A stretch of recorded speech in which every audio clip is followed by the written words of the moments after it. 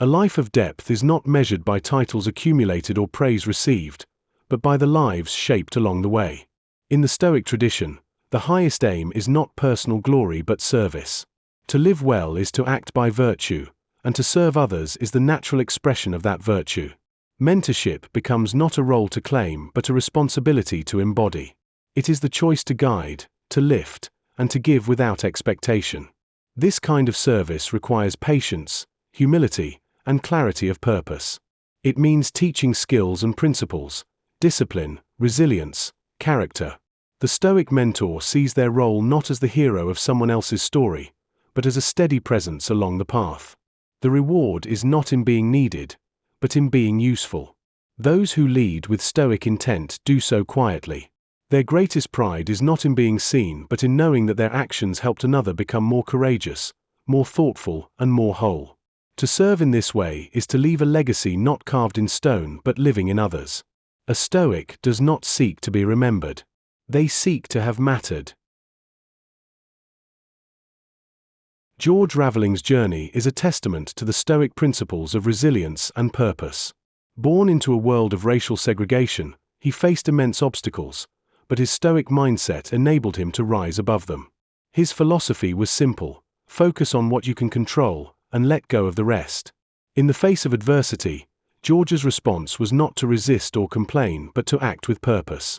His struggles were not roadblocks but stepping stones, shaping his character and fortifying his resolve. Like the Stoic sage who accepts the world as it is, George embraced his challenges as opportunities for growth. The wisdom gained from overcoming personal struggles became a cornerstone of his career.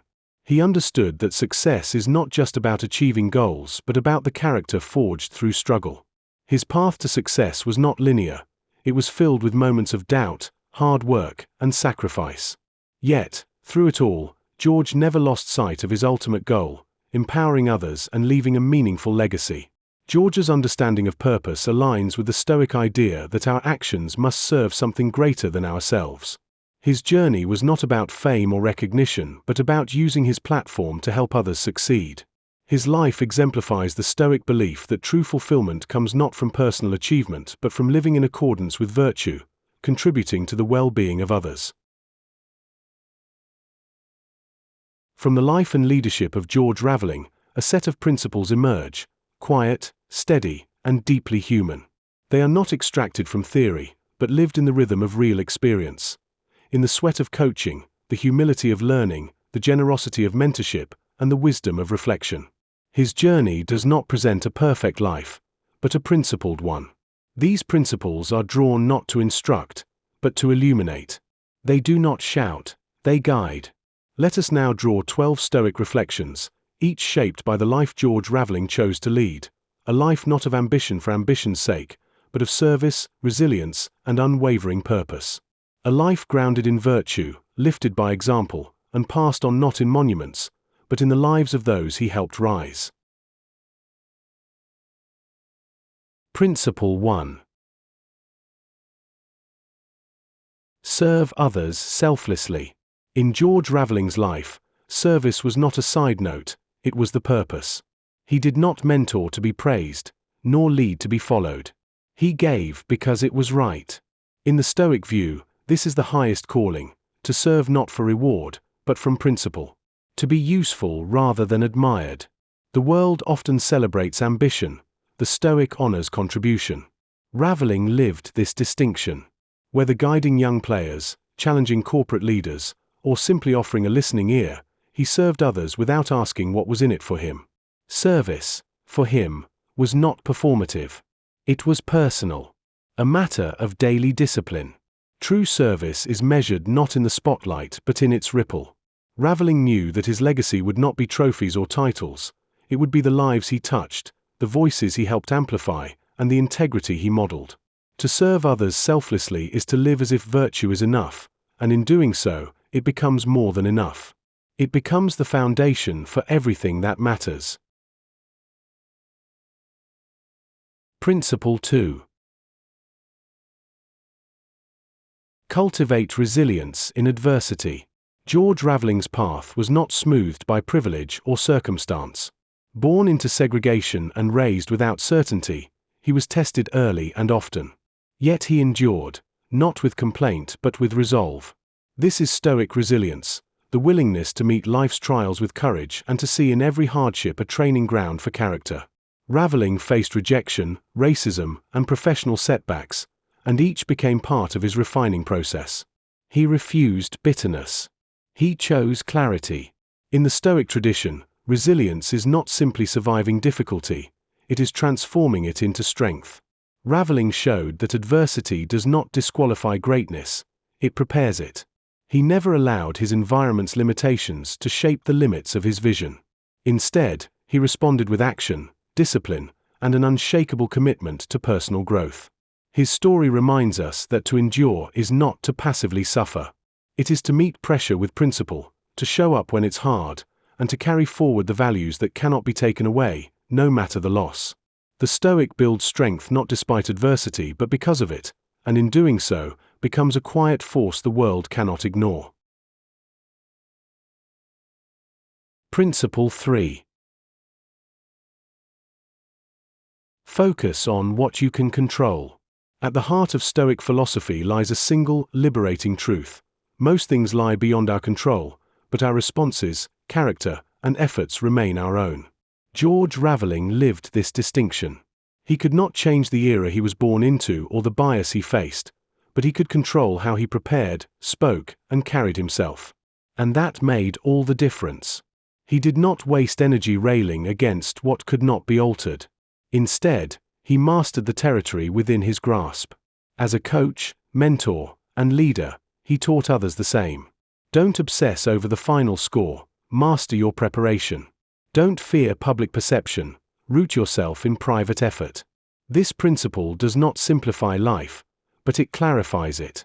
The Stoic sharpens their focus, conserves their strength, and directs their will where it matters most. Like Raveling, they release what is external and double down on what is internal. In doing so, they become less reactive and more intentional. They waste less time and fewer words. And they walk with a freedom the world cannot give because it is not based on the world at all. Principle 4. Embrace mentorship as a path to growth. George Raveling understood that wisdom is not meant to be hoarded but to be handed down. His life was a continuous exchange between teacher and student, mentor and mentee. He sought out guidance in his early years, learning from legends not for status, but for understanding. And he passed that understanding forward without hesitation. This is how excellence endures for the Stoic, not through individual brilliance, but through collective elevation. Mentorship, in its truest form, is a quiet commitment. It's being present when someone else needs direction. It's offering challenge without condemnation. It's speaking the truth not to control, but to empower. Raveling mentored through presence, by being dependable, asking hard questions, and modeling how to live with principle. Mentoring embodies the essence of shaping lives without the desire for acknowledgement. It is the conviction that true impact is measured not in fleeting moments, but in the enduring momentum we create. A Stoic does not seek disciples, they present themselves as exemplars, not flawless, but earnest. Like Raveling, they recognize that elevating another is not a diversion from their purpose, but is, in truth, the very core of it. Principle 5. Live with humility. George Raveling stood among giants, yet he never needed to elevate himself. He led with quiet confidence, never mistaking visibility for value. He showed that true humility is not thinking less of oneself but of oneself less. In Stoic thought, humility is not weakness, it is strength without noise. It is power under control. Raveling did not need to dominate conversations. He asked more than he answered, listened intently, and gave credit freely. He accepted praise but was not fueled by it. His self-respect was built not on applause but on alignment. He knew who he was, allowing him to lift others without competition. The humble life is not small. It is expansive. It creates space for others to thrive. The Stoic chooses humility because they understand that ego blinds and distances. But humility connects. It disarms. It clears the way for learning, for truth, for enduring relationships. To live with humility is to be grounded even as the world elevates you, and to remember, always, that character is not measured in perception, but in presence. Principle 6. Seek wisdom, not recognition. Recognition fades. Wisdom endures. George Raveling lived by this principle long before accolades found him. He pursued understanding, not fame. He chased clarity, not applause. In the Stoic tradition, wisdom is the compass that keeps one steady when visibility distorts, and when ambition distracts. Raveling remained focused on the interior path, reading voraciously, reflecting deeply, challenging assumptions, and refining his views over time. He did not chase the spotlight, though it often found him. What mattered more was having something meaningful to say when it arrived. Wisdom shaped his leadership, not trends. It guided his decisions, not popularity. And when he spoke, it was not to impress, but to serve. This is the Stoics' way. Recognition may come, but it cannot be the aim. Wisdom must be the pursuit. Because in wisdom, there is freedom. Freedom from needing to be seen. Freedom from chasing relevance. Freedom to lead, to love, to serve, with quiet conviction and enduring truth. Principle 7. Value time and make it count. To the Stoic, time is not something to be filled, it is something to be honored. George Raveling approached time as a sacred resource. He understood its finiteness and, therefore, gave it only to what aligned with his values. Each conversation, coaching session, and page read or written was an act of intention. There was no room for idle distraction, no appetite for waste. He understood that every hour spent wisely was a step toward the kind of life that outlives the body. To value time is not to move fast, it is to move meaningfully. The Stoic chooses fewer commitments, deeper relationships, clearer goals. Time is not currency for fame, but legacy material. Raveling made time count not by doing everything, but by doing the right things, and doing them fully. In this practice is freedom. The freedom of saying no. The freedom of knowing what matters. And the freedom to look back without regret, knowing the days were not just lived, but lived well. Principle 8. Cultivate gratitude. Gratitude, in the Stoic sense, is not sentiment, it is discipline. It is the daily act of recognizing what is present, what is working, and what has been given. George Raveling lived with this awareness. He did not wait for success to be thankful. He gave thanks for the people who shaped him, the opportunities that arose, and the ability to learn and serve. He knew that gratitude turns scarcity into sufficiency and noise into clarity. To practice gratitude is to reclaim one's attention from all that is missing, and place it firmly on all that is here. It is a shift in posture, from expectation to appreciation. Raveling cultivated this not with empty words, but through reflection, journaling, and lived presence. He thanked his mentors often, named them publicly, and honored their influence in the way he led. The Stoic gives thanks not because life is always easy, but because gratitude softens the heart and sharpens the mind. It is a way of seeing, noticing the good, naming the unseen labor of others, and walking through the world not with entitlement, but with respect. Principle 9. Embrace the fourth quarter. George Raveling often spoke of being in the fourth quarter of his life. He did not fear it, he embraced it. In Stoic philosophy, aging is not a loss but a lens. It sharpens focus, filters noise, and reveals what truly matters. The fourth quarter is not a time to slow down, but to act with greater clarity, urgency, and care. Raveling's awareness of time gave rise to intention. He did not seek to relive the past or cling to relevance. Instead, he used this season to give, to teach, to prepare others. He saw the end not as a decline, but as an offering. His actions asked, "What will I leave behind that lives longer than I do?" The Stoic welcomes this mindset. In aging, they find not despair, but direction. They ask, how can I distill what I've learned? Who needs what I still have to offer? The fourth quarter becomes a practice in legacy, not a legacy of name, but of nurture. In embracing the end, the Stoic lives with greater presence in what remains. Principle 10. Practice daily reflection. George Raveling's journals were not trophies, they were tools. They did not contain proclamations, but questions, observations, truths refined by repetition.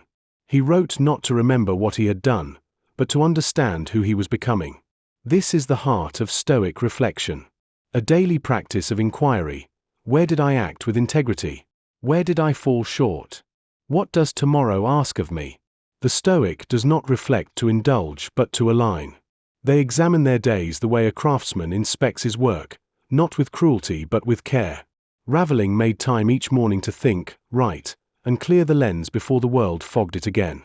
This habit shaped his decisions, conversations, and leadership. Reflection is not separate from action. It is what shapes action. It is the pause that makes the step purposeful. The Stoic who reflects consistently does not drift. They course correct. They listen inward. And in doing so, they move through life not as a reaction, but as a response, conscious, deliberate, and aligned. Principle 11. Serve with purpose and integrity. Every interaction George Raveling had was infused with intention. He did not serve out of obligation. He served because it was his chosen way of honoring life. Whether guiding athletes, advising executives, or mentoring strangers, he brought clarity, honesty, and presence. His integrity was not performance, it was practice. Quiet, consistent, unshakable. The Stoic understands that purpose is not something found, it is something lived. When purpose meets integrity, service becomes sacred. Raveling did not seek power. He influenced through example. He showed up prepared. He spoke when it mattered. He listened more than most. And he gave credit where credit was due. To serve with integrity is to resist the temptation of shortcuts. It is to act when no one is watching. It is to align words with deeds, and deeds with values. This kind of life does not need explanation. It explains itself. The Stoic lives this way not to be praised, but because it is the only true life. Principle 12. Live without regret. A Stoic life is not free of failure, but it is free of regret. Because regret comes not from falling, but from refusing to rise. It comes not from imperfection, but from inaction. George Raveling lived a life of deliberate action. He made choices. He made mistakes. But he moved forward. He adapted. He forgave. He kept learning. At the heart of his life was this commitment, to leave nothing essential unsaid and nothing important undone. He did not accumulate regrets because he lived fully, present, and engaged. He said thank you, and he said I'm sorry. He showed up. The Stoic does the same, not to guarantee success but to live with intention. Regret is often the echo of avoidance. The Stoic faces discomfort now, so they do not carry it forever. They speak the truth now and do not mourn the silence later. In this way, a life lived without regret is not one of perfection but of alignment, courage, and peace.